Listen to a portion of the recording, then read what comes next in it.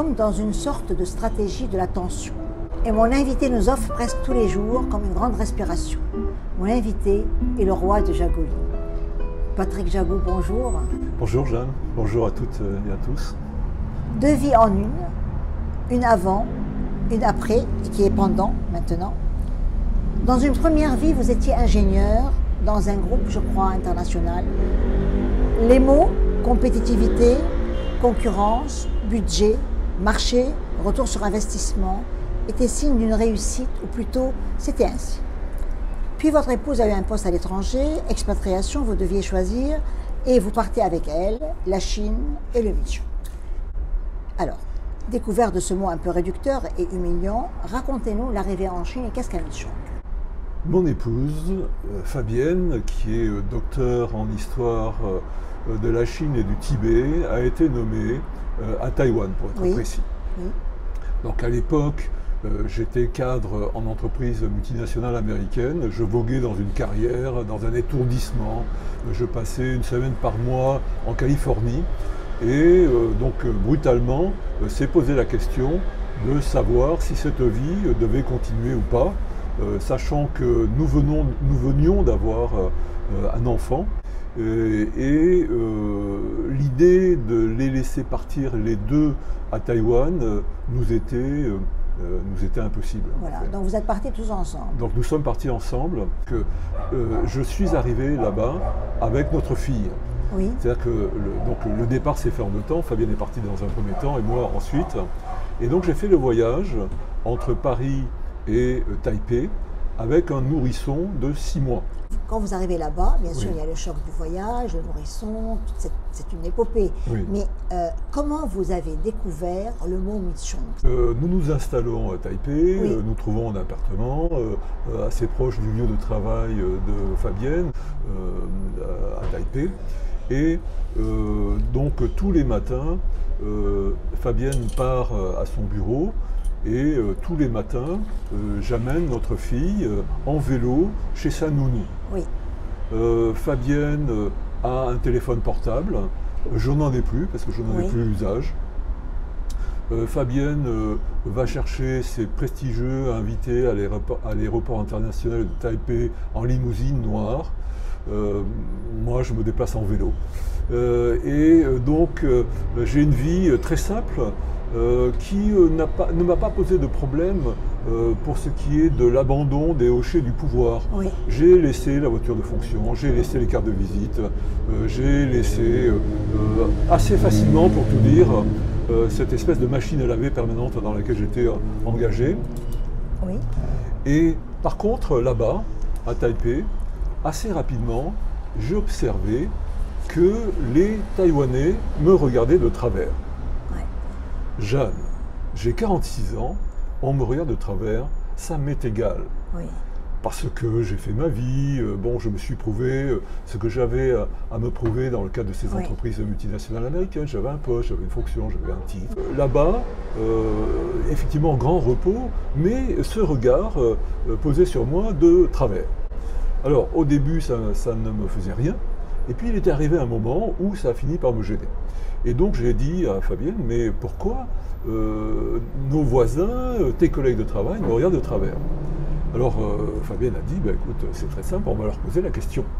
Donc, Fabienne a demandé à nos voisins et à ses collègues de travail pourquoi ils me regardaient comme ça, pourquoi ils me regardaient de travers. Réponse très directe, très cash. On le regarde de travers parce que c'est un Michong, Jeanne, un Michong. Question subsidiaire, c'est quoi un Michong? Un Michong, Jeanne, c'est un petit insecte long de 1 mm, nuisible, qui mange les récoltes de riz dans les silos. C'est terrible. Ça, c'est le sens premier. Oui.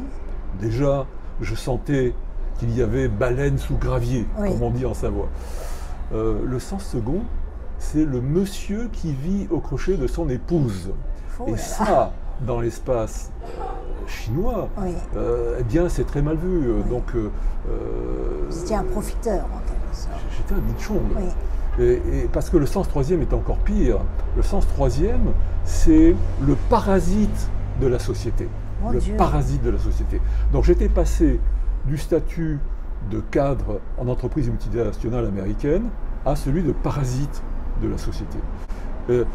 Le fait d'avoir abandonné mon poste pour ce départ, etc. Mais en fait, ça avait été un calcul mûrement réfléchi et c'est quelque chose que j'avais conceptualisé depuis longtemps. C'est-à-dire que j'avais bâti un plan qui à l'époque s'appelait l'opération Myrtille et notre but était que je quitte le monde de l'entreprise pour aller vivre à la montagne.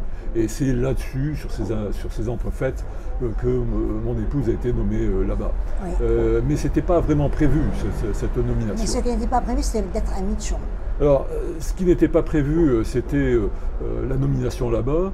Ce qui n'était pas prévu, eh bien, c'était effectivement d'être traité de Mitchell. Autant l'abandon de toute notion de carrière. Oui, ça ne vous a pas fait. Ben non, parce que en fait. Vous l'aviez préparé quelque part. Je l'avais préparé. Voilà. Je l'avais préparé, Jeanne, parce que c'était du consenti. Mais ça, oui, j'avais un collègue et ami qui avait une dizaine d'années de plus que moi et que j'avais vu partir dans des conditions un peu indignes.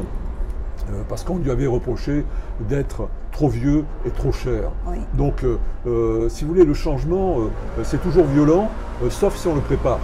Oui. Et donc, tout paraissait bien idyllique, voilà. Idyllique, et j'arrive là-bas, le choc. je prends une claque magistrale, une claque magistrale. On me traite de Mitchell. Comment vous avez intégré ce mot, je dirais? Je me suis dit, puisque c'est comme ça, puisqu'on me traite de parasite, puisqu'on me traite de moins que rien, oui.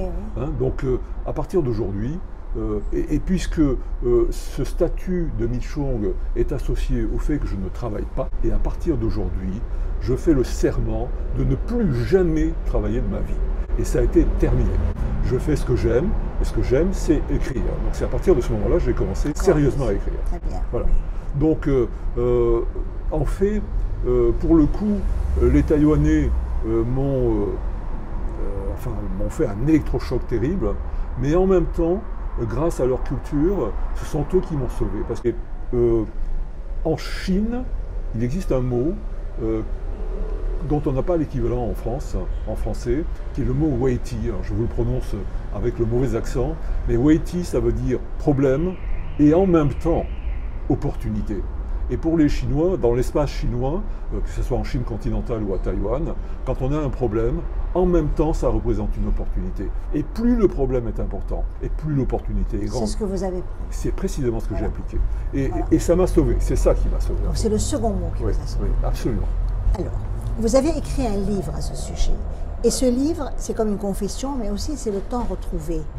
Au début, en lisant votre livre, parce que je l'ai lu, je me posais la question si vous essayez de nous convaincre nous-mêmes ou si vous essayez de vous convaincre vous-même. Parce qu'on voit la souffrance de Michon. Et puis il y a eu le retour en France. Oui. Le retour en Savoie directement. Oui. Alors, c'est le royaume de Jagoli. Patrick, vous nous faites tous les jours de magnifiques aurores qu'on voit en photo, etc. Vous semblez un homme totalement épanoui, heureux. Oui. Est-ce vrai? Complètement. 80% du message passe par le langage corporel et 20% passe par la parole. Donc, vous êtes en train de me filmer, on voit mon langage corporel, je vous laisse répondre par vous-même. Est-ce que mon langage corporel montre un homme heureux ou pas? Oui. À vous deux. Oui, oui. Bon, donc voilà, vous avez la réponse. Tout à fait. Alors, on a eu un second livre qui s'appelle Le Monchou ou l'implantation d'un citadin en Savoie. Oui. Donc, encore une fois, on change de géographie, encore une fois, il y a un temps d'adaptation et il y a une implantation. Mais là, vous êtes quand même dans votre élément. Oui. Dans ce Monchou, vous dites c'est mon testament personnel. Oui. Tant dans ce livre, il commence par l'éternel étranger. Oui. Donc, qu'est-ce qu'un éternel étranger pour Patrick Jagou? Alors, je voudrais, avant de répondre à votre question, faire un préambule qui est quand même important parce que je me suis rendu compte que parfois les gens prennent les paroles pour argent comptant. Oui. Cette affaire de royaume de Jagoli est une farce. Oui, on sait que c'est une farce. Vous le savez. On a besoin vous de le ça. savez, Oui. vous le savez, mais certains croient que c'est vrai. Oui. Donc le royaume de Jagoli est une farce. Le roi est nu. Oui. Le roi n'existe pas. Oui. Il faut quand même que je vous dise en quelques mots comment cette affaire de royaume de Jagoli est née. Cette affaire de royaume de Jagoli est née parce que Mon épouse et ma fille m'interdisent de citer leur nom sur les réseaux sociaux, ce qui est leur droit le plus absolu et que je respecte. Moyennant quoi, de temps en temps, il nous arrive des choses assez agréables dont je peux être fier et qui me procurent de la joie. Et cette joie, je peux avoir envie de la partager sur les réseaux sociaux. Et de façon à pouvoir les citer sans citer leur nom, il m'est venu comme ça, je ne sais pas comment, cette idée de reine de Jagoli, dite la reine sans couronne, et on ne sait pas pourquoi, et de princesse de Jagoli.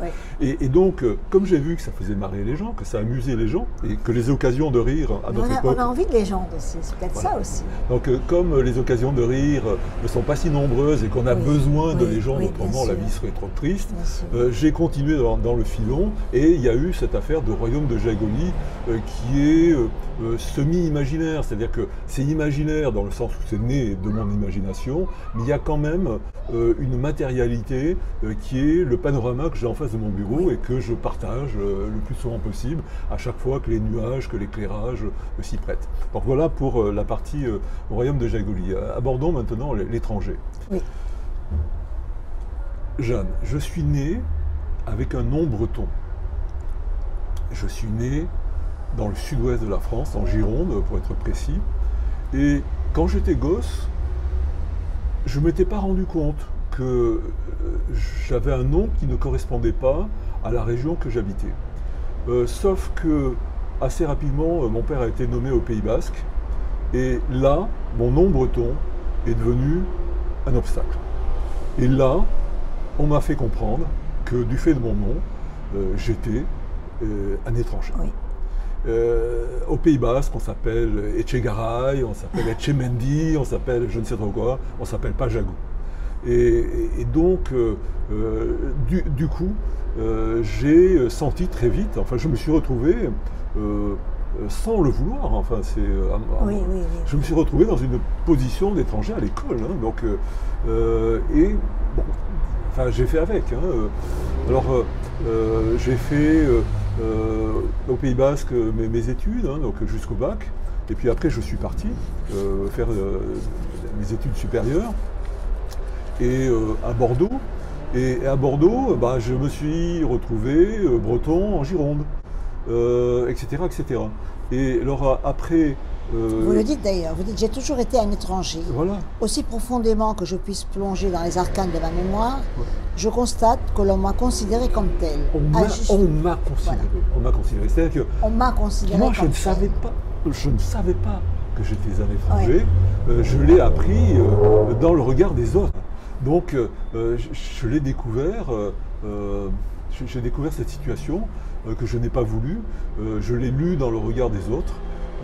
Et puis après, donc il y a eu des épisodes assez pénibles d'ailleurs. Hein. Donc la sœur de ma mère, qui était mariée, qui avait des enfants, était montée, comme on disait, à Paris. Il s'était installé à Paris. Et toutes les vacances de Pâques, avec mes parents et ma sœur, nous montions à Paris pour les voir. Et à l'époque, Jeanne, j'avais un accent du sud-ouest à couper au couteau. Vraiment très fort. Et quand je venais à Paris, on me faisait vraiment sentir que j'étais vraiment un provincial. Oui. Et quand j'ai commencé à travailler dans les filiales françaises de ces boîtes américaines, selon un mécanisme que je ne m'explique pas, du jour au lendemain, j'ai perdu mon accent. Je ne sais pas pourquoi. Alors ça devait être très profond cette histoire. Donc je me suis retrouvé provincial à Paris, mais quand je rentrais chez moi en province, comme j'avais changé d'accent, j'étais devenu parisien en province, éternel étranger. Oui. Alors, dans ces boîtes américaines où j'ai travaillé, vous connaissez les Américains, donc et vous connaissez leur rapport aux Français. Ils nous qualifient de bouffeurs de grenouilles. Ils ont raison d'ailleurs, hein, donc c'est quelque chose qui est très particulier à la France. Donc nous aimons les cuisses de grenouilles, donc on nous appelle les froggies, et étrangers. Et quand nous sommes allés à Taïwan, étrangers, alors pas étrangers, Michong, c'est pire que ça. Oui. Et alors ceci étant, je dois dire que au fond, à Taïwan, les choses se sont quand même très bien passées, parce que même si on m'a traité de Michong, les Taïwanais adorent les Français. Les Taïwanais adorent la culture française et je trouve que quelque part la France le rend très mal. Alors pour moi, je reviens à votre livre. Oui. C'est un livre où à la fois vous avez une forme de conviction, là, ça y est, Oui. vous êtes bien qu'on n'ait pas abordé le côté étranger, et en même temps vous essayez d'expliquer un peu dans votre livre qu'il y a une autre vie que Oui. celle à laquelle on nous prépare Oui. étant petit, parce que bien sûr il faut travailler, tout le monde n'a pas les mêmes chances dans la vie de faire ce qu'il veut, etc. Ça c'est certain, mais que si on peut, alors, bien sûr il faut le pouvoir déjà, on doit aller vers sa propre vie, on ne doit pas la louper. On est absolument d'accord. Voilà. Alors, en fait, j'ai acquis l'intime conviction que nous sommes tous, enfin chacun de nous, nous sommes sur Terre avec une mission bien spécifique. Et donc il y a des gens, mon épouse en fait partie, qui ont la chance d'avoir très tôt ce qu'on appelle une vocation. Oui. Et ça, c'est une bénédiction. Bien sûr. C'est-à-dire que C'est joli ce que vous dites, la vocation, ça change tout par rapport. ça change tout. Bien C'est-à-dire sûr. que les gens savent pourquoi ils sont venus sur Terre très tôt, et pour eux, il n'y a plus de problème. C'est-à-dire qu'ils avancent dans cette direction, et c'était le cas de mon épouse. Ils Donc, accomplissent leur destin. ils accomplissent mais leur heureux, voilà. destinée. Mon épouse n'a jamais travaillé une minute de sa vie, elle Ouais. fait ce qu'elle aime, et elle a la chance d'être rétribuée pour ça. Ouais. C'est magnifique. C'est une grâce. Oui. C'est une grâce. C'est la vocation. Et, C'est la différence. l'immense difficulté qu'il y a aujourd'hui dans nos sociétés jeunes, c'est qu'il y a un cursus qui est proposé aux enfants dans lequel ils n'ont pas forcément l'opportunité de trouver quelle est leur vocation. Et ça, c'est pour le coup un désastre. Parce qu'on se retrouve avec des gosses qui deviennent des adolescents, des adultes, qui font des études par défaut, qui passent des diplômes qui correspondent, enfin qui sont même pas qualifiants d'ailleurs, et qui ensuite exercent des métiers pour lesquels ils n'ont aucune appétence, si ce n'est le chiffre qui apparaît en fin de mois sur leur Sur la feuille fiche de salaire.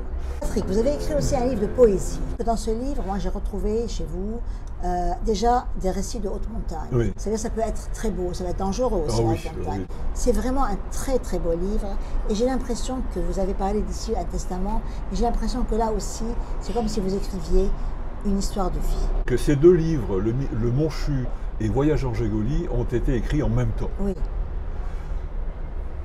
Par le même individu, par la Oui. même main, mais pas par le même cerveau.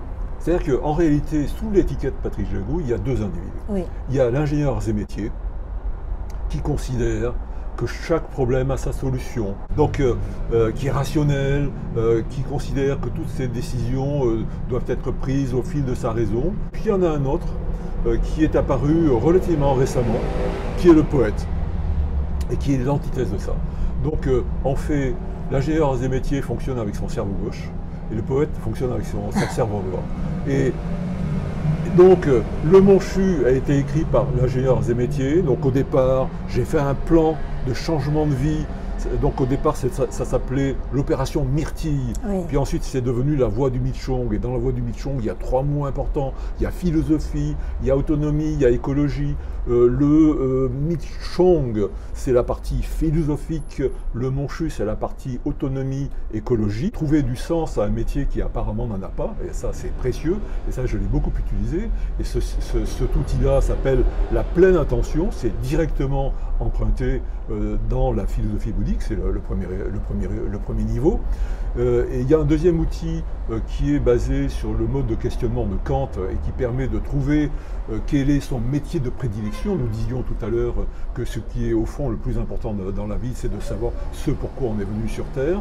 J'ai essayé de bricoler à partir du questionnement de Kant une méthode qui permet d'approcher au moins son métier de prédilection. Et puis il y a une troisième méthode qui là vient en ligne directe de mes amis américains qui, pour ceux qui décident de franchir le pas et qui décident de partir et de travailler en solo, permet de bâtir un business plan qui tienne la route, parce que les business plans jeunes, je les pondais au kilomètre. Oui, j'ai une je petite sais. expérience, et cette expérience, j'ai souhaité la transmettre. Donc ça, c'est Michong, Monchu, autonomie, écologie. Donc ça raconte la suite des aventures en entreprise, donc là la vie à la montagne, de façon rationnelle, et puis de et façon... à la poésie. Alors, de façon rationnelle en prose et de façon poétique. Là, on a un voyage en Jagoli. C'est la vie au royaume de Jagoli tous les jours, avec ces hommes dont vous parliez et dont je fais des photos régulièrement et que je poste pour les partager avec mes amis, parce que certains jours, je trouve ça tellement beau que je n'y crois pas moi-même. Alors je me dis, en les postant, au moins quelqu'un va me dire c'est pas possible. Je crois qu'on en a besoin, parce que si vous voulez, je ne suis pas la seule. Je sais que beaucoup de personnes passent sur votre page le matin ou dans la journée pour prendre un peu d'aurore. Le voyage en Jagoli, ce petit ouvrage de 108 pages, et 108 pages, c'est pas le fruit du hasard ce truc. Hein. Donc 108 pages, vous le savez, dans les philosophies extrême-orientales, c'est un chiffre qui est sacré. Et c'est tombé comme ça, 108. Eh bien, ce livre, progressivement, il est apparu par devers moi. C'est-à-dire qu'au fond, je n'ai été que l'antenne réceptrice de ces mots qui flottent autour de nous et de façon harmonieuse, et que dans la culture chinoise, on appelle le qi. Voilà. Je suis très heureuse qu'on ait pu se voir aujourd'hui parce que vous êtes à Paris. C'est rare, c'est très rare que vous soyez à Paris. On a essayé de faire coïncider des emplois de temps. C'est une question simplement parce que j'aurais voulu un endroit moins bruyant, mais c'est pas grave, on fera ça différemment. C'est-à-dire que vous venez des grands silences et vous êtes là en pleine ville, en plein sur un rond-point, bon c'est pas grave. Cette rencontre se fait sous le mot ricochet. Et en même temps, les ricochets, c'est un peu tout ce que vous racontez de votre vie. Patrick Jagou, j'ai lu tous vos livres et je garde de chacun une grande tendresse. Un homme adulte, c'est pratiquement, comme je l'ai dit tout à l'heure, reconstruit dans sa vie d'adulte. D'une prise de risque, il en a fait une odyssée. Nous le remercions. Par contre, je ne vais pas vous laisser partir sans que vous me fassiez la bande-annonce de Sentier d'auteur. Alors, si c'était moi, vous me diriez quoi, la bande-annonce? Patrick Jagou, Sentier d'auteur, la Jagou d'émission littéraire produite en partenariat avec la Société des auteurs savoyards. Aujourd'hui, j'ai le plaisir d'accueillir Jeanne Orient. Jeanne Orient, êtes-vous savoyarde? J'adore. Bravo. Un grand merci. Bravo, bravo. Vraiment merci. C'est moi qui vous remercie.